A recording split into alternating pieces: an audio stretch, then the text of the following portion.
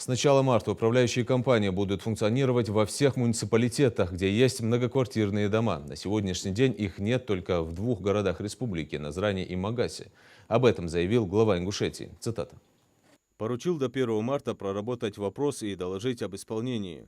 Профессиональное управление многоквартирными домами специализированной организации позволит улучшить качество жилищно-коммунального обслуживания и оперативно реагировать на обращения граждан. Это, в свою очередь, улучшит коммуникацию между жильцами и управляющей компанией, способствуя созданию комфортной жилой среды, а также положительно скажется на техническом и санитарном состоянии жилищного фонда. Вместе с тем, для повышения эффективности взаимодействия жителей с управляющими организациями по вопросам жилищно-коммунального хозяйства в нашей республике ведется работа по внедрению мобильного приложения «Госуслуги Дом» для собственников квартир. На сегодняшний день количество пользователей составляет 1763 человека.